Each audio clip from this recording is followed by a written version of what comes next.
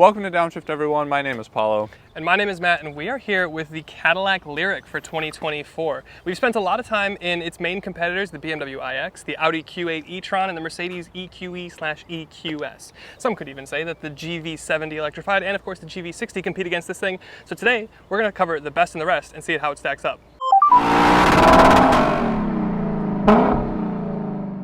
And the first thing is kind of a typical Cadillac thing in the sense that it's just a little hair shy of the build materials, well, not even the build materials, but just kind of the build quality of some of the Germans, the BMWs, the Audis. It is probably still ahead of the Mercedes, I would say. But in that vein, there's just a couple things in the interior and cabin that kind of creak a little bit. I don't really want to hear that from my cup holder. I also rest my knee against here. This has a tendency to creak a little bit when it goes over bumps. It's not too bad. This is more of a nitpick than anything. There's also a little rattle in the headliner, and this bit right here next to your door, I've leaned up against this getting out of the car, and it does buckle a little bit. So it's just these tiny little things, but again, kind of maybe more of a nitpick. This is really the only one that actually kind of bothers me. Now, this thing is not dynamic or sporty, but it is a brilliant luxury barge, and it's because it does not make an effort to be sporty, despite the name of this thing. It's fast, sure. Steering is kind of light, it's a little lazy on tip-in. The braking has a progressive build, which is nice and smooth, but it doesn't have that immediate like sports bite.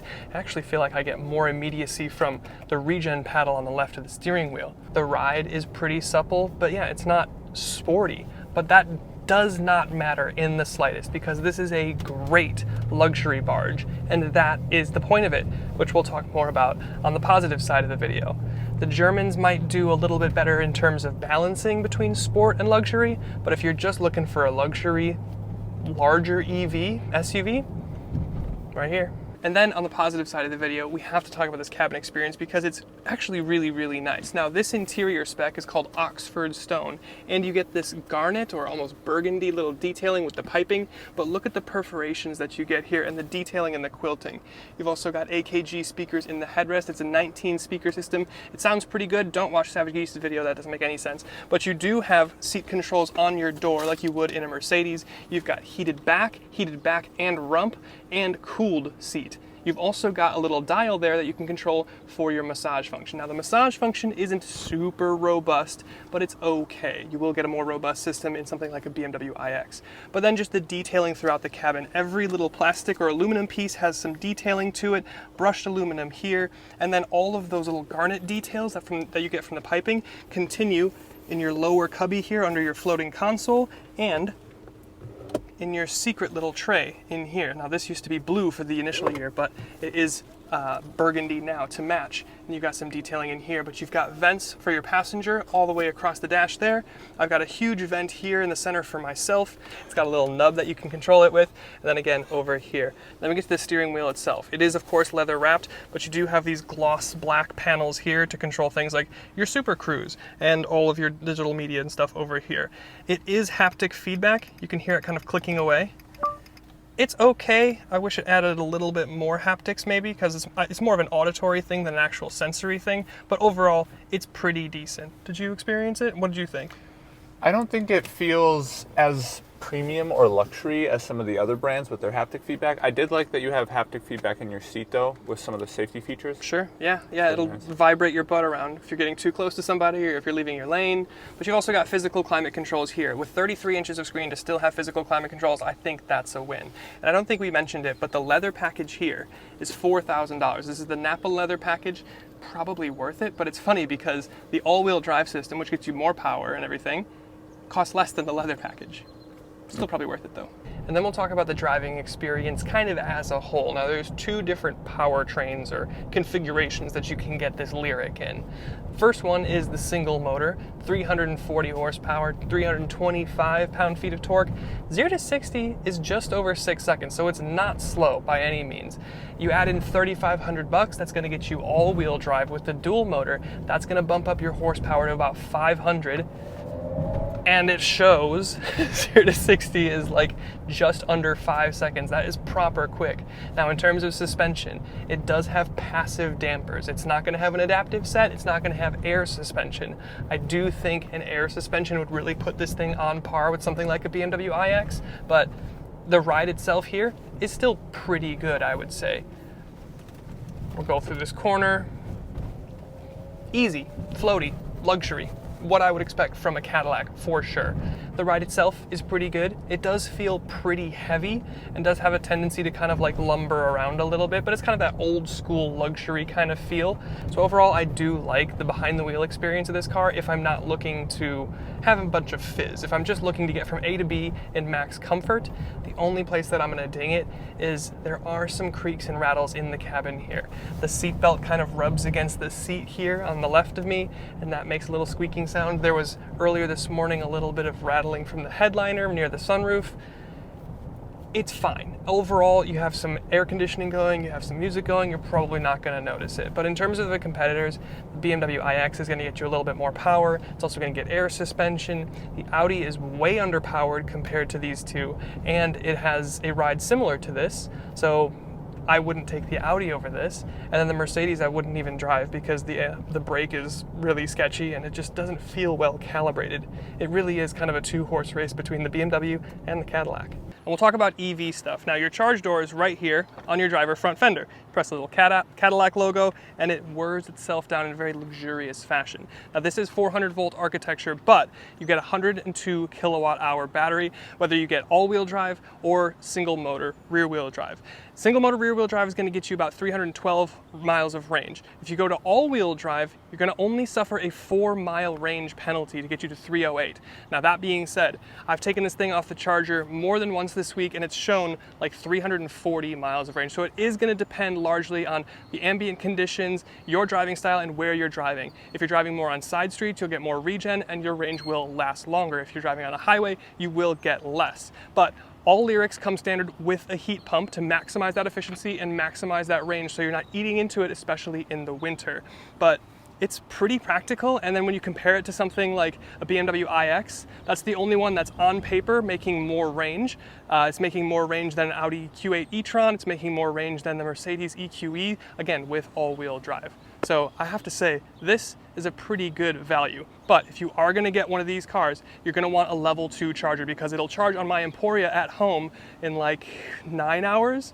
Definitely overnight, and you can save some money with a link in the description below. If you're gonna go to a DC fast charger, it'll charge like 76 miles in 10 minutes or like 190 something miles in 30 minutes. So it's still pretty quick, but most of the time you're gonna charge at home, so make sure you have an Emporia or some level 2. And then when it comes to the styling, this thing is instantly recognizable as a Cadillac. It starts with the front face too. This grille is instantly recognizable as Cadillac. We've also got our vertical runners down here, and then there's so much lighting going on. Your front grille detail lights up, all of this little surrounding bit lights up. Of course, these do a dance. There's just so much drama going on. They're definitely coming after Audi with the lighting cues. But then I think this is the color to get your Lyriq in. This is radiant red tint coat, and it looks fantastic, especially with polarized sunglasses on.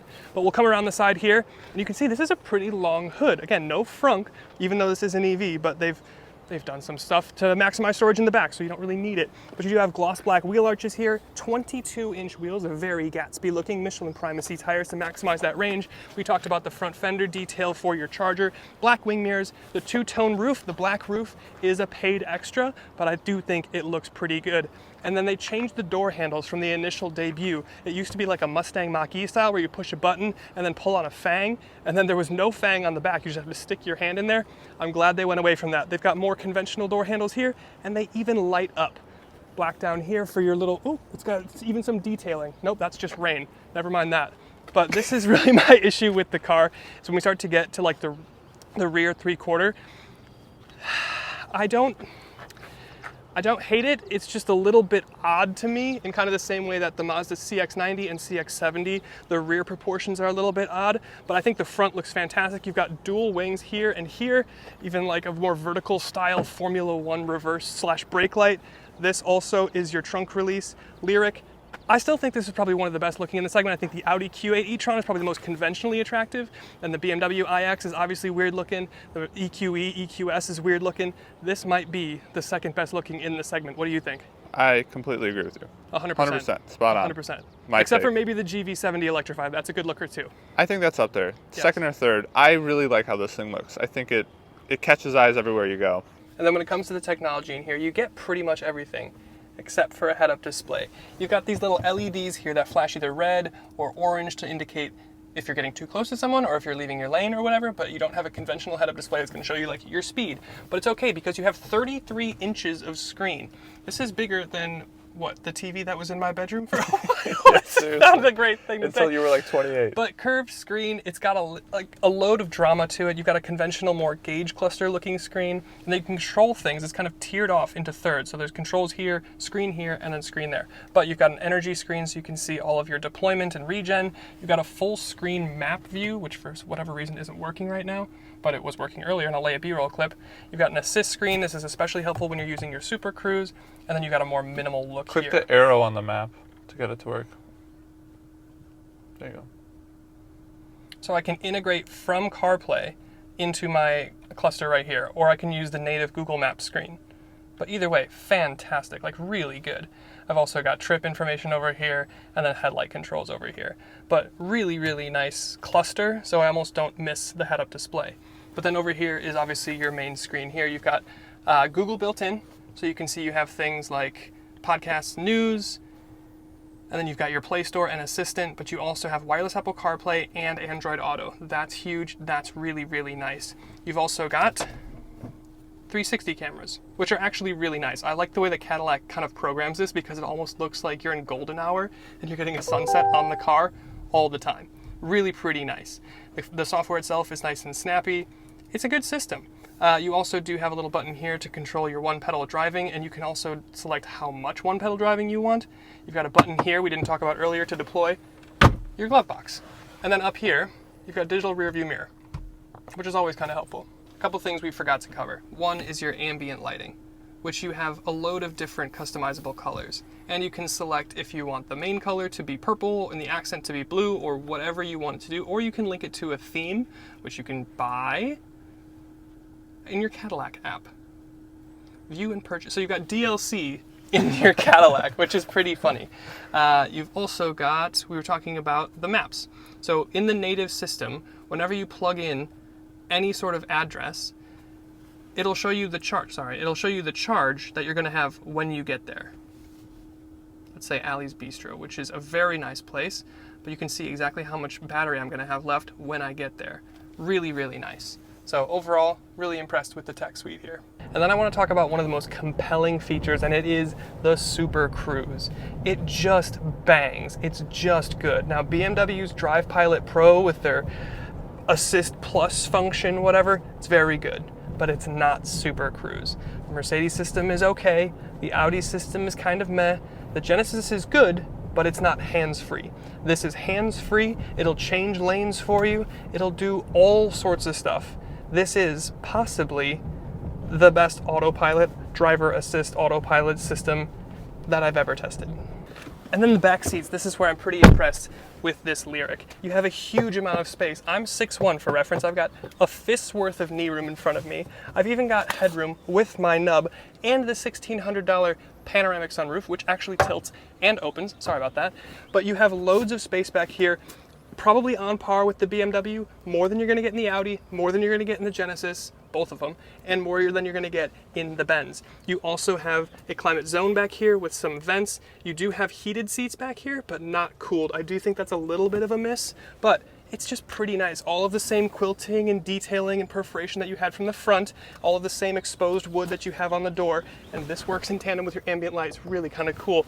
And even the backs of the seats here are wrapped in leather. So overall, a really, really nice place to spend time. And when it comes to the trunk, you do have hands-free kick gesture, or you can click the Cadillac logo, which I kind of like. Of course, it beeps, it flashes, it does all this stuff. It opens a little bit slow, but I think it's okay. If we look up here, you do have power close, but not power close and lock, and that's because you just walk away from the car and it's gonna lock itself, so you don't necessarily need that. But when you look at the space itself, 28 cubic feet of space. You fold the seats down, you're looking at 61 cubic feet of space. Both of those are segment leading if you don't count the BMW. The BMW iX is the only trunk space that's going to be a little bit bigger. It's bigger than the Audi, it's bigger than the Benz, it's bigger than the Genesis. And you even have a deep cargo cubby down here. The only thing that I would like to see is maybe a little bit more functionality in the back. There's not a lot of tie downs. There's a couple back here, but you don't have grocery bag hangers. And you do have a 12 volt, but maybe like a more normal house style outlet would be nice. And then these seats, they go down, but they don't go back up. They're not powered. So overall, still a very practical place to put stuff. And lastly, in terms of price, now this is more affordable than really any of the other three that we've been talking about by a wide margin. A Lyriq starts at $58,600. That's gonna get you the tech trim, single motor. The sport trim, which we're the Sport 3 grade, starts at $63,000. You add in $3,500 for all-wheel drive. That means as tested here, we're at $83,500. Now an Audi Q8 e-tron starts at $75,600. Again, compare that to the $58,600. You know, we're almost 20 grand more for the Audi to start. BMW iX, that's gonna start at $87K. So that thing starts $4,000 more than where this finishes as tested, and this is loaded out. And the Mercedes EQE starts at $78,000, which makes this Cadillac Lyriq a very compelling value proposition. The Lyriq. The most sophisticated American launch in an electric car. It's just beautiful. It's just good. I think we both said though, before we started rolling, like, I found myself driving under the speed limit in this car. There's something about a Cadillac. It's not intentional, but yes, I have found myself doing that. You get in it and you just you don't care how long it takes you to get there. I think it's because this cabin is so refined. That's really the thing. We're going to talk standouts. That is the thing that stands out with this car more than any car in recent memory, really, aside from like $300,000 Rolls Royces and whatever. This is just silent when you're driving down the road, like to an insane degree. Yeah, and not only that, but no air suspension here, no adaptive suspension, just static. Yep. But it's really, really good. And I think those two things play into each other really well. Yeah.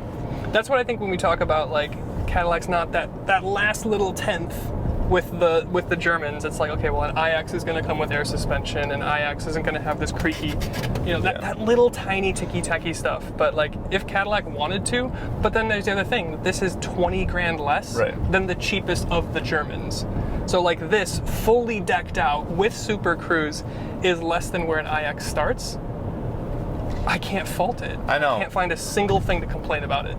I feel like how you interact with this car day to day, like how you can regen your brakes and actually use this as a brake pedal, the auto hold, there's little things day to day that just make this thing like just so intriguing to drive, fun to drive, and a pleasure to drive, honestly. Yeah.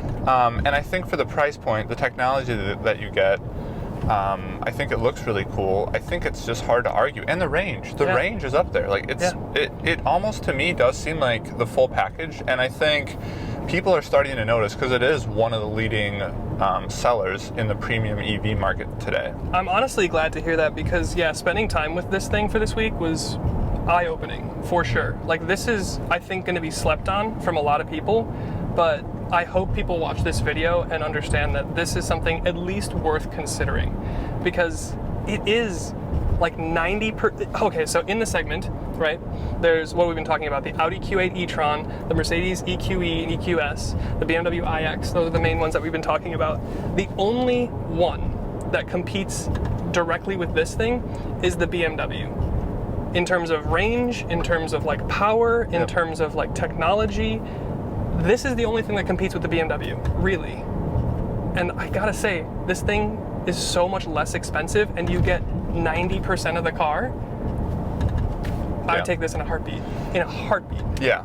No, I agree. I think this is most likely what I would pick given the price points of all the other ones, the range of this, and just my experience this week with it has just been thoroughly impressed with it. I mean, we can keep really talking around in circles, but I think we're both pretty impressed with this thing. So thank you to Cadillac for letting us have a go. Thank you to you for watching, and we'll see you in the next one.